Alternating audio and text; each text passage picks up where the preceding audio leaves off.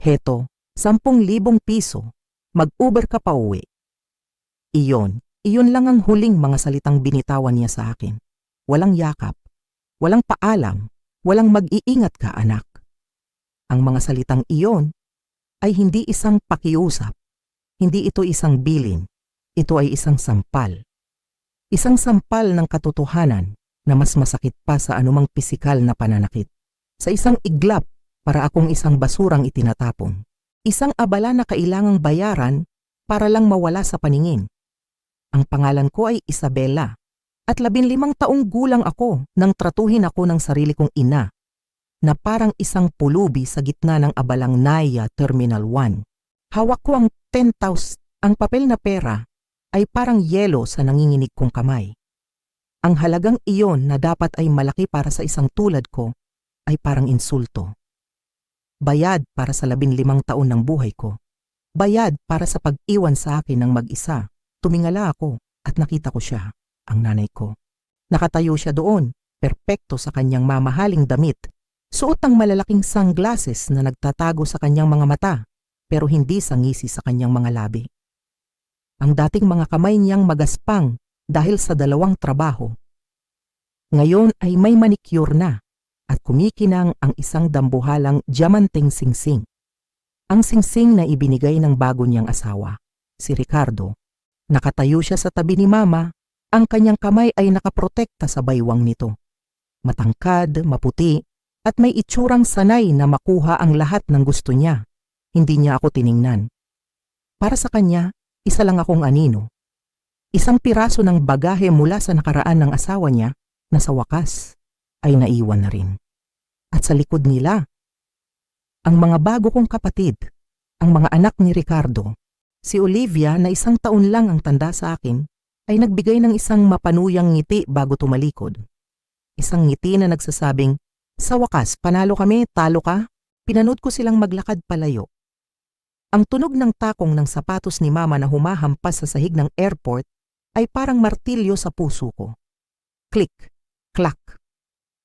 Bawat tunog ay isang hakbang palayo sa akin, palayo sa buhay na sabay naming binuo sa hirap. Hindi siya lumingon, kahit isang beses. Sa sandaling iyon, sa gitna ng daan-daang taong nagmamadali, mga pamilyang nag-iiyakan sa tuwa at lungkot.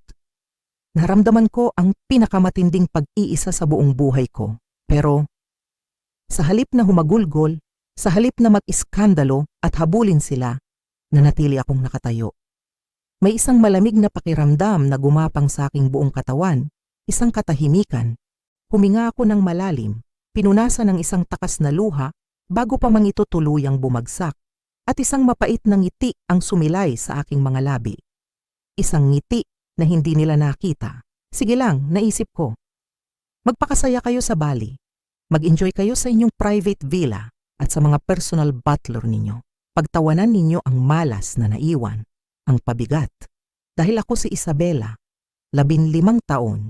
Sa loob ng halos 8 taon, mula nang maghiwalay sila ni Papa, ako ang naging kasama ni Mama sa lahat. Ako ang kumakain ng pancit canton para lang may pambili siya ng gamot kapag may sakit siya. Ako ang naghihintay sa kanya hanggang hating gabi, tinitiis ang gutom dahil kailangan niyang maglinis ng mga opisina pagkatapos ng trabaho niya sa restaurant. Ako ang hindi humihingi ng mga bagong damit o sapatos tuwing Pasko dahil alam kong bawat piso ay mahalaga. Isinakripisyo ko ang aking pagkabata, ang mga trip kasama ang mga kaibigan, ang mga simpleng luho na mayroon ang ibang mga kasing edad ko. Ginawa ko ang lahat para gumaan ang buhay niya, para sa amin. At ito? Ito ang sukli niya. Isang marangyang bakasyon kapalit ng sarili niyang anak. Tumingin siya sa akin na parang ako ang pinakamalaking hadlang sa kanyang bagong perpektong buhay. Tinalikuran niya ako na parang wala kaming pinagsamahan, walang utang na loob. Pero heto ang sikreto.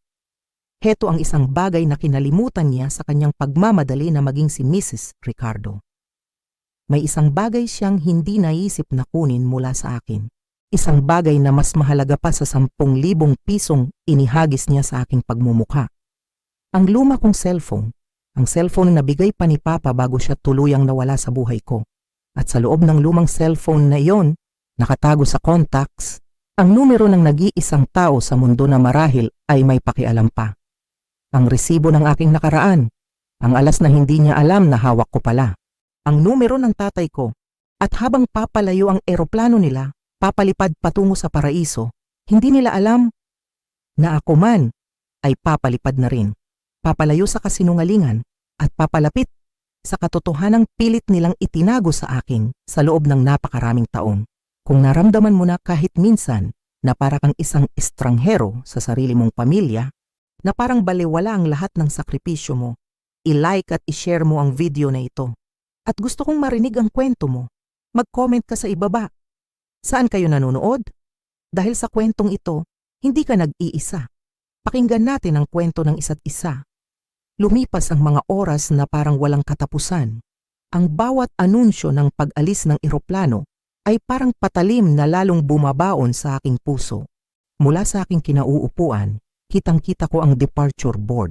Ang flight papuntang Bali, ang flight nila ay nagbago mula boarding patungong final call at sa huli departed. Umalis na sila, opisyal na, iniwan na nila ako. Ang katotohanan iyon ay bumalot sa akin na parang isang malamig na kumot. Napapaligiran ako ng daan-daang tao, pero pakiramdam ko, ako na ang pinaka-nag-iisang tao sa buong mundo. Sinubukan kong tawagan ang cellphone ni Mama, paulit-ulit, pero diretso lang ito sa voicemail. Ang mga text ko, kahit delivered, ay nanatiling walang sagot. Ang galit ay nagsimulang pumalit sa aking pagkabigla. Isang mensahe ang huli kong sinubukan. Sana masaya ka sa bakasyon mo. Sana sulit ang pag-iwan mo sa anak mo para lang sa first class upgrade. Walang tugon, syempre. Sa mga oras na ito, marahil ay komportable na siyang nakaupo, humihigop ng champagne sa tabi ni Ricardo, at masaya dahil naiwan na niya ang lahat ng pabigat mula sa dati niyang buhay. Kasama na ako. Habang lumalalim ang gabi, lumalamig din ang hangin sa loob ng airport. Ang aking sitwasyon ay nagiging mas delikado. Ang 10,000 pisong hawak ko ay hindi magtatagal. Kahit makauwi ako sa bahay na iyon, mag-isa lang ako sa loob ng 2 linggo, walang transportasyon at limitado ang pera. Ang baterya ng cellphone ko, paubos na. Dumagdag pa ito sa aking pagkabalisa. Nagpunta ako sa food court, bumili ng pinakamurang fries para lang may dahilan akong umupo sa isang mesa. Isang security officer ang lumapit. Tinanong niya kung ayos lang ako dahil kanina pa daw niya ako napapansin. Nagsinungaling ako, sabi ko, hinihintay ko lang ang sundo ko na na-traffic. Hindi siya kumbinsido, pero umalis din siya matapos akong paalalahanan na ingatan ang gamit ko. Ang kahihiyan. Paano ko aaminin na iniwan ako ng sarili kong ina? Ang mga salita ay ayaw lumabas sa aking lalamunan, pinipigilan ng pinaghalong hiya at ng kaunting katapatan na natitira pa para sa kanya. Sa loob ng banyo, naghilamos ako at tiningnan ang aking sarili sa salamin. Ang mga mata ko ay namumugto at walang buhay. Dito ko naintindihan na may isang bagay na tuluyang naputol. Ang tiwala, ang pundasyon ng relasyon naming mag-ina ay nawasak na. Sa pag-scroll ko sa aking mga contacts, naghahanap ng kahit sinong pwedeng tulungan ako, halos wala akong makita. Ang mga kaibigan ko bago kami lumipat ay malayo na ang loob at wala akong naging malapit na kaibigan sa subdivision ni Ricardo. Ang mga kaibigan ni Mama, ang mga dati niyang kasama sa hirap, ay tila kinalimutan na rin kami. At doon sa gitna ng listahan, isang pangalan ang tumalon sa paningin ko. Papa, mahigit 3 taon na kaming hindi nag-uusap. Ang huli naming pag-uusap ay isang awkward na tawag noong 12 kong kaarawan. Pagkatapos noon, para siyang bulang naglaho. Palaging sinasabi ni Mama na wala siyang interes, na may bago na siyang pamilya. Nagmumove on na ang papa mo, sabi niya. May mga lalaki talagang hindi para sa pagiging magulang. Tinitigan ko ang numero niya. Nanginginig ang aking daliri sa ibabaw ng call button. Paano kung totoo ang sinabi ni Mama? Paano kung itakwil din niya ako? Ang sakit ng isa pang pag-abandona ay parang hindi ko nakakayanin, pero ang desperasyon ay mas malakas kaysa sa pride. Pumasok ako sa isang cubicle at nanginginig na pinindot ang call. Nag-ring ito, 1, 2, 3. Akmang ibababa ko na nang may sumagot na isang malalim na boses. Hello? Ang boses niya, pamilyar pero banyaga, ay nagpatigil sa aking paghinga. Hello? May tao ba dyan? Tanong niya ulit. Papa, sa wakas ay nasabi ko. Ang boses ko ay maliit at nanginginig. Isang sandaling katahimikan. Tapos, Isabela, ikaw ba yan anak? Ang pag-aalala sa kanyang boses ay bumasag sa kung anong natitira pang tibay sa loob ko. Papa, kailangan ko ng tulong, sabi ko. At doon bumuhos ang lahat. Ang kwento tungkol sa bagong asawa ni Mama, ang paglipat, ang airport, ang 10,000 piso. Halos hindi na ako maintindihan sa gitna ng aking mga hikbi. Iniwan kanya sa airport, nagbago ang kanyang boses. May talim na pumalit sa gulat. Nasaan ka ngayon? Anong airport? Sinabi ko sa kanya, umaasang baka tatawag siya ng social services o padadalhan ako ng pera. Pero ang sinabi niya ay nagpatigil sa aking mundo. Huwag kang aalis diyan, sabi niya, nang may diin. Susunduin kita. Mga 3 oras ang biyahe ko papunta diyan. Kaya mo bang maging ligtas hanggang doon? Pupunta ka dito, tanong ko hindi makapaniwala. Papa, hindi mo kailangang gawin yan. Isabela, putol niya sa akin. Susunduin kita. Hanapin mo ang customer service desk ng airline ng nanay mo. Sabihin mo ang sitwasyon mo. Tatawag ako para masigurong aalagaan kanila hanggang sa pagdating ko. Pagkatapos naming mag-usap, nanatili ako sa loob ng cubicle ng ilang minuto, sinusubukang iproseso ang lahat. Ang aking ama, ang lalaking pinaniwalaan kong kinalimutan na ako, ay iiwan ang lahat para sagipin ako. Parang napakagandang pakinggan para maging totoo. Tinuruan ako ng buhay na maging maingat sa pag-asa. Pero sinunod ko ang kanyang bilin. Lumapit ako sa customer service desk. Ang puso ko ay kumakabog ng malakas. Sa aking pagkagulat, ang mga staff ng airline ay naging napakabait at maunawain. Dinala nila ako sa isang private waiting area. Binigyan ng sandwich at juice. At tiniyak na babantayan nila ako hanggang dumating ang aking ama. Nangyayari po ito, ma'am. Mas madalas kaysa sa inaakala ninyo, malungkot na sabi ng manager. Mga magulang na biglang nagbabago ng plano, iniiwan ang mga anak nila. Ang 3 oras na paghihintay ay parang habang buhay. Nagpalipat-lipat ako sa pagitan ng pag-asa, takot at pagod. Paano kung hindi siya dumating? Paano kung dumating nga siya pero masama ang loob niya dahil naabala siya? Paano kung isa lang itong pain para sa isa na namang pagtatakwil? Naalala ko ang iilang alaala ko sa kanya bago sila maghiwalay. Tinuruan niya akong magbike sa park. Ang kamay niya ay nakahawak sa upuan habang umaalog-alog ako. Nagbabasa siya ng mga bedtime stories, iba-iba ang boses para sa bawat karakter. Isang Pasko, ginawan niya ako ng bahay manika. Kung mahal niya ako noon, bakit siya nawala? Bakit hindi niya ipinaglaban na makita ako? Ang mga tanong ay umiikot sa pagod kong isipan. Nang akala ko ay hihimatayin na ako sa antok sa hindi komportabling upuan, isang boses ang narinig ko sa PA system. Attention please! Will Isabela Reyes please come to the information desk? Ang puso ko ay lumundag. Isang empleyado ng airline ang sumundo sa akin. Pero sa halip na pumunta sa main terminal, dumaan kami sa mga pasilyo at security checkpoints hanggang sa makarating kami sa isang tila pribadong terminal. Inayos po ng papa ninyo na dito kayo magkita, paliwanag niya. At doon, sa labas ng mga salaming pinto na nakaharap sa tarmac, nakita ko ito. Isang makinis na private jet. At bumababa sa hagdanan nito ay isang matangkad na lalaki na naka-business suit. Pamilyar ang kanyang tindig.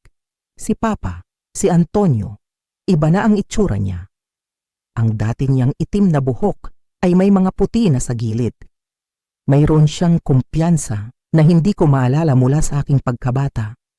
Pero ang kanyang mga mata, nang magtama ang mga ito sa akin, ay eksakto sa naalala ko. Mabait at may mga guhit sa gilid kapag ngumingiti. Saglit kaming parehong natigilan.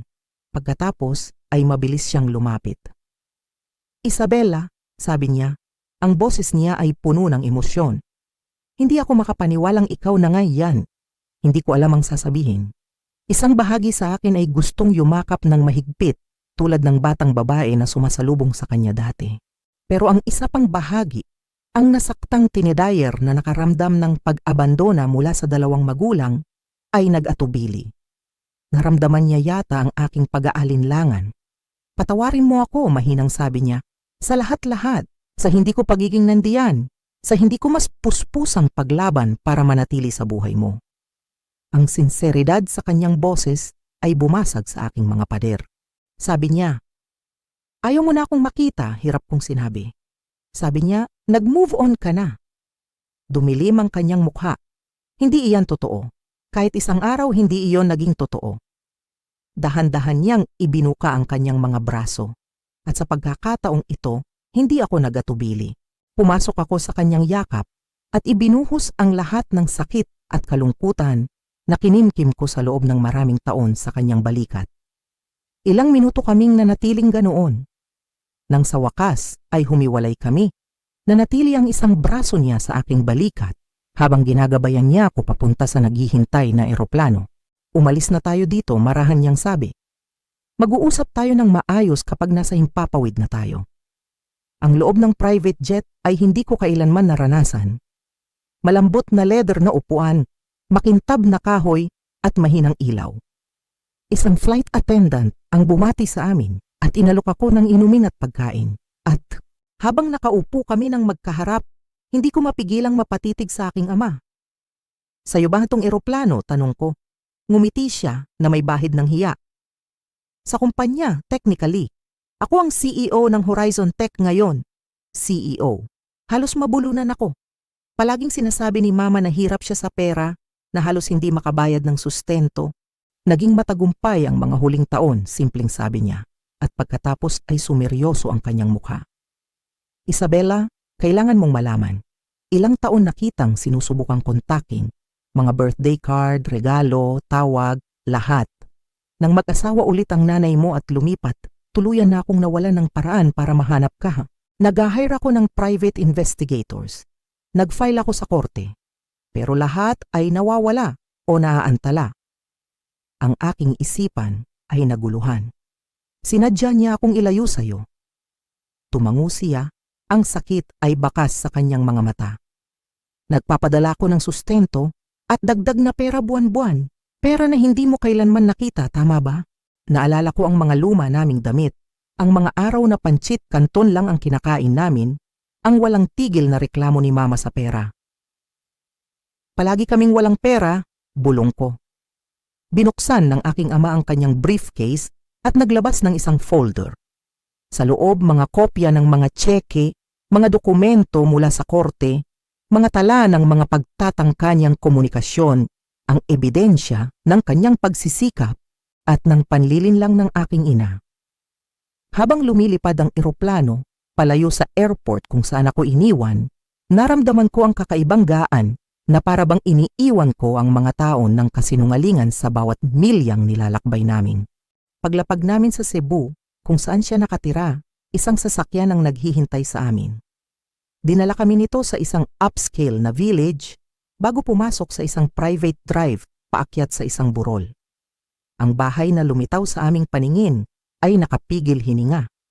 Isang modernong istruktura na gawa sa salamin at bato na nakatayo sa gilid ng isang bangin na tanaw ang karagatan. Home sweet home, sabi ni Papa, pinapanood ang aking reaksyon. Sana maging komportable ka dito. Isang babae na nagngangalang Lina ang sumalubong sa amin. Kinabahan ako, iniisip kung asawa siya ni Papa, pero mabilis niya itong ipinakilala bilang kanyang executive assistant na tumulong maghanda sa aking pagdating. Ibinigay ni Papa ang isang tour ng bahay. Bawat kwarto ay mas maganda kaysa sa nauna. Pero nang marating namin ang magiging kwarto ko, natigilan ako sa pintuan. Ang kwarto ay kulay light blue na may malalaking bintana na tanaw ang dagat. May malambot na queen-sized bed, isang desk at isang bookshelf. Pero ang nakakuha ng aking atensyon ay ang mga bagay na nakaayos sa ibabaw ng dresser. Iyan ba? Hindi ko matapos ang tanong. Tumango si Papa Ang kanyang ekspresyon ay malambing. Mga regalo para sa birthday at Pasko mo. Bawat taon mula nang mawalan ako ng kontak sa'yo, hindi ko maibigay pero hindi ko rin kayang hindi bumili. Nakaayos doon, ayon sa taon, ang mga regalo para sa bawat edad ko. Ang iba ay nasa orihinal pang balot. Sa tabi nito ay isang photo album na may label na Isabeli. Nanginginig kong binuksan ito at nakita ang iilang mga litrato ko na nakuha niya noong mga unang taon. Isang clipping mula sa dyaryo nung nanalo ako sa isang academic contest nung grade 6. Isang malabong litrato na tila kinunan mula sa malayo habang paalis ako sa dati kong eskwelahan. Sinubukan mo talaga, bulong ko, habang tuluyan nang nagsisink in ang lahat. Bawat araw, sagot niya, ang boses ay magaspang dahil sa emosyon. At hindi na ako aalis ngayon kung hahayaan mo akong maging papa mo ulit. Nang gabing iyon sa unang pagkakataon sa loob ng maraming taon, naramdaman kong nakauwi na ako. Hindi pa tapos ang lahat, pero ito ang simula. Nagsimula akong masanay sa bagong buhay. Ang unang umaga ay kakaiba. Nagising ako sa lambot ng kama at sa tunog ng mga alon, hindi sa ingay ng trapiko. Nakita ko si Papa sa kusina, sinusubukang gumawa ng pancakes na naalala niyang paborito ko noong bata ako. Ang mga simpleng sandaling iyon, ang unti-unting naghilom sa mga sugat sa pagitan naming. Makalipas ang isang araw, ipinakilala niya ako kay Attorney Bennett, isang family law attorney. Ang ginawa ng nanay mo ay abandonment sa ilalim ng batas, paliwanag niya. Iligal ang pag-iwan sa isang menor de edad.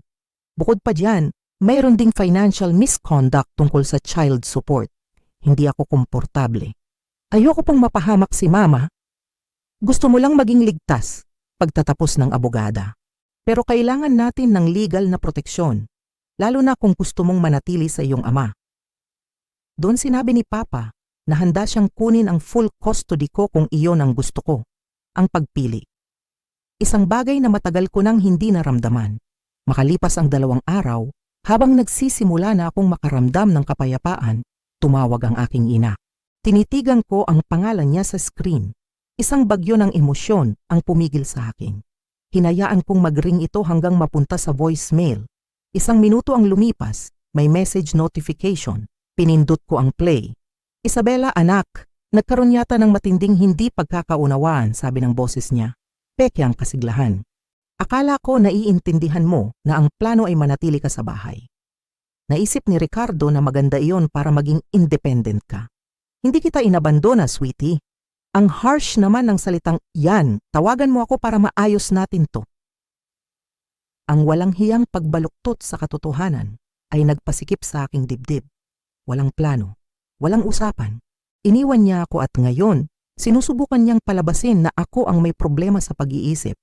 Gaslighting. Classic, bulong ni Papa, umiiling. Walang pinagbago. Hindi ko siya tinawagan pabalik. Sa halip, sa tulong ni Papa at ni Attorney Bennett, gumawa ako ng desisyon. Mananatili ako at lalaban kami. Sinimulan ng abogada ang proseso, kinokolekta ang lahat ng ebidensya. Samantala, dinala ko ni Papa sa shopping. Sa unang pagkakataon, nakapili ako ng mga damit na gusto ko nang hindi tinitingnan ang presyo. Isang bagong laptop, isang bagong cellphone. Mga bagay na tila mababaw, pero para sa akin, simbolo ito ng bagong simula. Isang buhay kung saan ang mga pangangailangan ko ay mahalaga. 1 linggo pagkatapos kong dumating sa Cebu, napagdesisyunan namin na oras na para kunin ang mga gamit ko. Si Mama at ang bago niyang pamilya ay nasa Bali pa ng 1 linggo. Ito ang perpektong pagkakataon. Legal pa rin akong residente ng bahay na iyon. Hindi mo kailangang sumama kung mahirap para sa'yo, sabi ni Papa. Pero alam kong kailangan kong gawin ito. Sasama po ako, matatag kong sabi. May mga bagay doon na mahalaga sa akin. 3 araw bago ang kanilang pagbabalik, lumipad kami pabalik ng Maynila. Kasama namin si Attorney Bennett at ang kanyang assistant. Gamit ang sarili kong susi, binuksan ko ang pinto ng bahay. Tahimik, walang nagbago.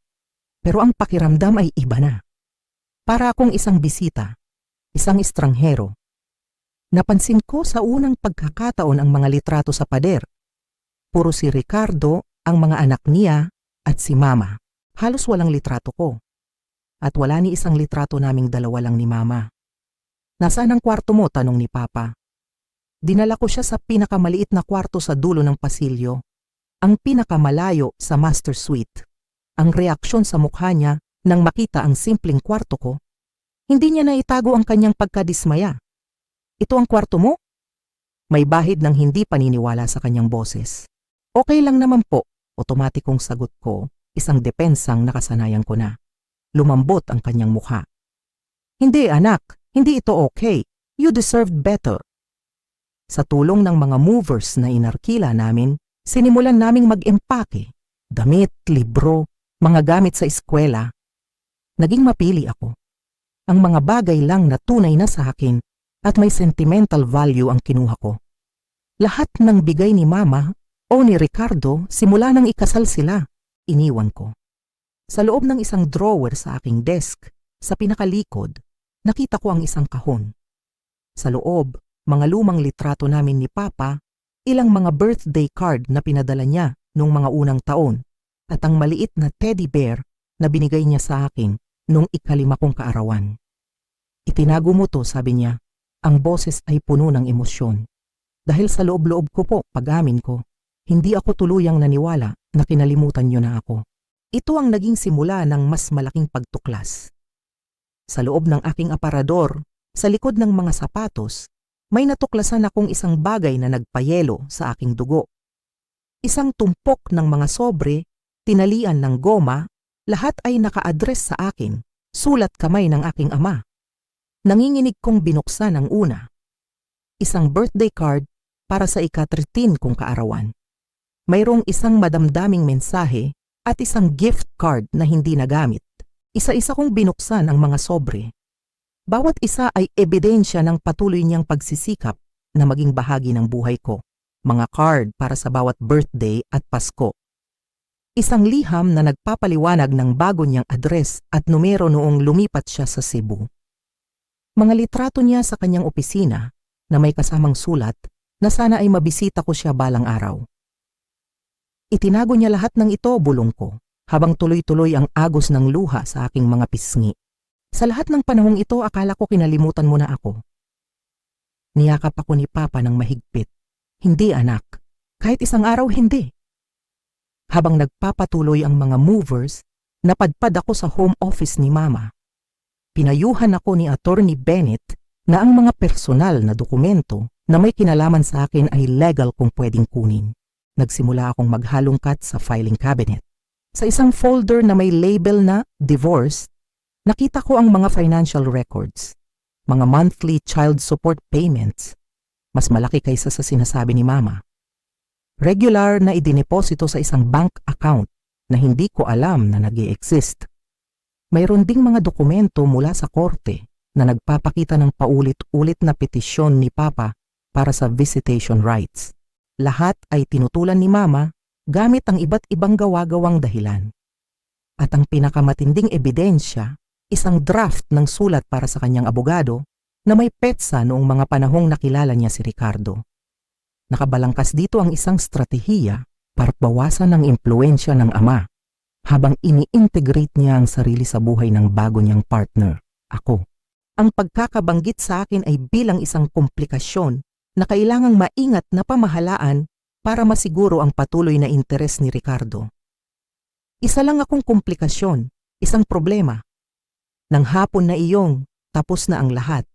Umupo ako sa aking wala nang lamang desk at isinulat ang liham na matagal ko nang binubuo sa aking isipan. Dear Mama, sinimulan ko. Ibinuhos ko ang lahat, ang sakit, ang kataksilan.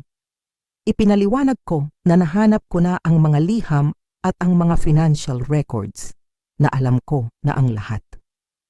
Pinipili kong manirahan kasama si Papa ngayon, isinulat ko sa huli. Hindi bilang ganti, kundi dahil karapat-dapat ako sa isang lugar kung saan ako ay gusto at pinapahalagahan. Inilagay ko ang sulat sa ibabaw ng kutsyon. Sa tabi nito iniwan ko ang susi ng bahay, isang simbolikong pagsuko ng aking lugar sa pamilyang iyon. Sa huling paglabas ko sa bahay na iyon, hindi na ako lumingon pa. Pagbalik ni Mama mula sa Bali, 3 araw ang lumipas, sumabog ang cellphone ko. Sunod-sunod na text at missed calls. Nasaan ka? Bakit walang laman ang kwarto mo? Isabela, hindi ito nakakatuwa. Umuwi ka ngayon din. Kinausap ko ang abogado ng tatay mo. Paano mo nagawa ito sa akin? Please, umuwi ka na anak. Mag-usap tayo. Ang mga mensahe ay paikot-ikot sa galit, manipulasyon, at peking pagsisisi. 1 linggo pagkatapos ng kanyang pagbabalik, dumating siya sa bahay ni Papa nang hindi nagpapaalam.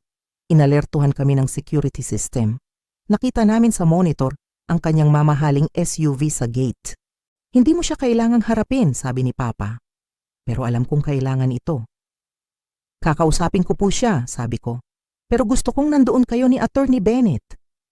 Pagbukas ng pinto, ang mukha ni Mama ay pinaghalong gulat, galit at kaunting ginhawa. Isabela, salamat sa Diyos, sabi niya. Akmang yayakapin ako, umatras ako. Anong nangyayari? Bakit ka umalis? Bakit ka kasama niya? Ang huling salita ay puno ng kamandag. Sa loob ng sala, kasama ang aming abogado, nagsimulang gumuho ang kanyang pagkukunwari. Tumingin siya sa paligid, sa magandang bahay, sa halatang karangyaan. Ah, kaya pala, sabi niya na may mapait na tawa. Nakit kanya sa pera. Hindi po yan ang dahilan, sagot ko, pinipilit na maging kalmado. Nandito ako dahil iniwan niyo ako sa airport. Nandito ako dahil nagsinungaling kayo tungkol kay Papa sa loob ng maraming taon. Nandito ako dahil nahanap ko ang lahat ng liham na itinago ninyo. Natigilan siya, tapos tumigas ang kanyang mukha. Pinakialaman mo ang mga gamit ko? Naka-address po sa akin yon, sagot ko. Akin yon. 15 taong gulang ka lang, sigaw niya. Lahat ng nasa ilalim ng pamamahay ko ay pag-aari ko. Doon na nagsalita si Papa. Walang mga sirang pangako, Karen. Ang mayroon lang ay ang sistematikong pagsisikap mong burahin ako sa buhay ng anak natin. Nagpadala ko ng sustento buwan-buwan, patuloy ni Papa. Pera na ginastos mo sa sarili mo habang sinasabi mo kay Isabela na naghihirap ka. Namula ang mukha ni Mama. Doon na sumingit si Attorney Bennett. Isinakripisyo mo ang lahat para sa kanya. Kasama na ang pag-abandona sa kanya sa airport para makapagbakasyon ka kasama ang bago mong pamilya. Nawala ng salita si Mama. Tumingin siya sa akin, ang kanyang mga mata ay nagsimulang mamasa. Nagkamali ako, Isabela.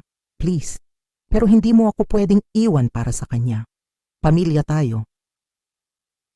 Tumigil tayo sa pagiging pamilya nung mas pinili mo si Ricardo at ang mga anak niya kaysa sa akin. Mahinang sabi ko.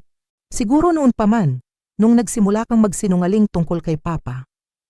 Hindi siya makasagot hanggang sa bumulong siya. Naisip ni Ricardo na mas maganda kung maiiwan ka. Natakot akong mawala siya. Ang katapatan sa wakas ay mas masakit pa kaysa sa mga kasinungalingan. So pinili mo siya kaysa sa akin. Pinili ko ang seguridad, sagot niya. Bago pa ako makasagot, bumukas ang pinto at pumasok si Ricardo, ang mukha ay galit. Karen, tama na yan, sumakay ka na sa kotse. Binaliwala niya si Papa. Sinabi na ng abogado natin na huwag kang makikipag-ugnayan. Tumingin si Mama sa kanya at ang sandaling katapatan ay naglaho. Muli siyang naging ang masunuring asawa. Gusto ko lang makita si Isabela. Nakita mo na siya, sabi ni Ricardo. Tara na. Habang tumatalikod sila, tinawag ko si Mama. Iyan ba talaga ang gusto mo, Ma? Tumigil siya saglit, pero hinawakan ni Ricardo ang kanyang braso. Sa kotse, Karen. Ngayon na. Ang huling imahe ko sa kanya ay ang kanyang likod habang papalayo siya. Tulad na tulad sa airport. Pero sa pagkakataong ito, hindi na ako ang naiwan. Ang mga buwan pagkatapos ng komprontasyong iyon ay mapaghamon. Ngunit nagdulot ng pagbabago. Nagsimula akong mag-adjust sa buhay kasama si Papa. Nagsimula rin akong magpatingin kay Dr. Eleanor Wilson, isang therapist. Normal ang nararamdaman mo, sabi niya. Galit, lungkot, ginhawa, guilt. Pwede silang magsabay-sabay. Ang paghilom ay hindi isang tuwid na linya. Sa tulong niya, Unti-unti kong naintindihan na ang mga ginawa ni Mama ay salamin ng sarili niyang mga pagkukulang, hindi ng aking halaga. Inilipat ako ni Papa sa Westlake Academy, isang magandang pribadong paaralan. Noong una, kinakabahan ako, pero sa aking pagkagulat, nakahanap ako ng mga tunay na kaibigan. Dahan-dahan, ibinaba ko ang aking mga pader. Ang relasyon namin ni Papa ay patuloy na lumalim. May mga pagkakataong naaalala namin ang nakaraan, pero mas madalas, gumagawa kami ng mga bagong alaala. 6 na buwan pagkatapos kong lumipat, ipinagkaloob ng korte kay Papa ang full legal custody ko. Pumayag din si Mama sa huli, matapos ipakita ni Attorney Bennett ang lahat ng ebidensya.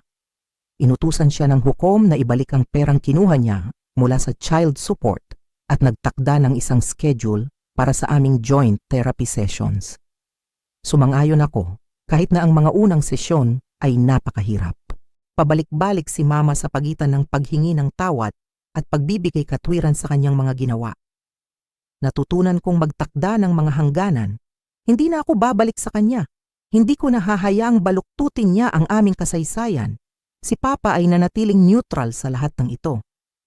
Ang pagkamuhi sa kanya ay ikaw lang din ang sasaktan, paliwanag niya. Binigay kanya sa akin at para doon kaya kong magpatawad ng halos lahat. Ang paghilom ay isang mahabang proseso. Pero sa bawat araw na lumilipas, mas nararamdaman ko ang aking sarili. Hindi na ako ang batang babae na iniwan sa airport. Ako na si Isabela, isang survivor, isang anak na minamahal, at sa wakas, malaya. Mabilis na lumipas ang mga taon. 3 taon pagkatapos ng lahat ng nangyari, sumampa ako sa entablado para sa aking high school graduation. Habang ibinibigay ko ang aking talumpati bilang valedictorian, nakita ko si Papa sa audience, ang kanyang mga mata ay nagniningning sa pagmamalaki. Sa likod niya, nakaupo ang aking ina. Mag-isa. Ang relasyon namin ay nagbago, naging formal, magalang, pero hindi na kailanman naging malapit. Ito ay isang relasyong itinayo sa maingat na katotohanan, hindi sa pekeng pagpapanggap na gusto sana niya. Dinala ko ng kolehiyo sa Maynila, kung saan kumuha ako ng psychology at minor sa family law. Ang distansya mula sa kanila ay nagbigay sa akin ng pagkakataong kilalanin ang aking sarili, na hindi nakakabit sa kanilang mga problema at sa drama ng aking kabataan. Natuklasan ko ang mga bagay na gusto ko at ang mga lakas na marahil ay hindi ko kailanman makikita kung nagpatuloy ang dati kong buhay. Naging intern ako sa isang non-profit organization na tumutulong sa mga batang galing sa sirang pamilya. Ang paggamit sa sarili kong karanasan para tulungan ng iba, doon ko natagpuan ang aking layunin. Ang pagpapatawad, ito ay isang mahaba at paikot-ikot na daan. May mga araw na ang alaala ng pagkibit-balikat ni Mama sa airport ay kaya pa ring agawin ang aking hininga. Pero may mga araw din na kaya ko nang tingnan ang kanyang pagkatao, ang kanyang mga pagkakamali, nang may habag sa halip na galit. Ang pagpapatawad ay hindi nangangahulugang okay lang ang ginawa niya, paliwanag ng therapist ko noon. Nangangahulugan ito na pinipili mong huwag hayaang sirain nito ang iyong kinabukasan. Sa aking ika-25 kaarawan, sinulatan ko si Mama. Natutunan ko na maibibigay lang ng isang tao kung ano ang mayroon sa kanya, isinulat ko. Ang kakayahan mong magmahal ng walang kondisyon ay nasira na noon pa man. Ang pagkilala dito ay nagpalaya sa akin mula sa pag-asang hindi mo kayang ibigay. Ang kanyang tugon ay nakakagulat. You deserved better, isinulat niya pabalik. Pinagsisisihan ko yon araw-araw. Nang ikasal ako sa edad na 28, si Papa ang naghatid sa akin sa altar. May mga luha sa kanyang mga mata. Mula nung tumawag ka sa airport, ang tanging gusto ko lang ay makita kang masaya at buo, bulong niya. Tingnan mo naman ang sarili mo ngayon. Dumalo si Mama sa kasal. Si Ricardo, matagal nang wala sa buhay niya matapos silang maghiwalay. Nakibahagi siya ng tama nang hindi sinusubukang angkinin ang kredito para sa kung sino ako ngayon. Isang pagpipigil na nagpakita rin ng sarili niyang paglago. Habang binubuo ko ang sarili kong pamilya, Daladala ko ang mga aral mula sa aking mga magulang, isang mapa ng kung ano ang dapat tularan at kung ano ang dapat iwasan. Mula kay Papa, natutunan ko ang matiyagang pagtitiis ng tunay na pagmamahal. Mula kay Mama, natutunan ko ang kahalagahan ng pagiging sapat sa sarili at ang panganib ng pag-una sa estado sa buhay kaysa sa tunay na koneksyon. Ang pag-abandona sa airport na dating bumuo sa aking pagkatao ay unti-unting naging isang kabanata na lang sa isang mas mahabang kwento. Isang mahalagang sandali, oo, pero hindi ang katapusan. Sa isang hindi inaasahang paraan, ang pag-iwan sa akin ang siyang nagtulak sa akin pasulong. Minsan, naiisip ko, paano kung isinama ako ni Mama sa Bali? Mananatili kaya akong bilanggo sa paghahanap ng kanyang pag-apruba? Matutuklasan ko kaya ang pagmamahal ng aking ama? Mahahanap ko kaya ang sarili kong boses? Mga tanong na walang sagot. Ang alam ko lang, ang pamilya ay hindi tungkol sa dugo o dokumento. Ito ay tungkol sa patuloy na pagpili na maging nandyan para sa isa't isa. Itinuro yan sa akin ni Papa at kinumpirma naman yon ni Mama sa kanyang pagkawala. Kung naramdaman mo na kahit minsan ang pag-abandona, alamin mo na ang iyong halaga ay hindi kailanman nasusukat sa kanilang pagkukulang. Ang kanilang limitasyon ay hindi ang iyong tadhana. Salamat sa pakikinig sa aking kwento. Tandaan mahalaga ang iyong kwento at hindi ka kailanman nag-iisa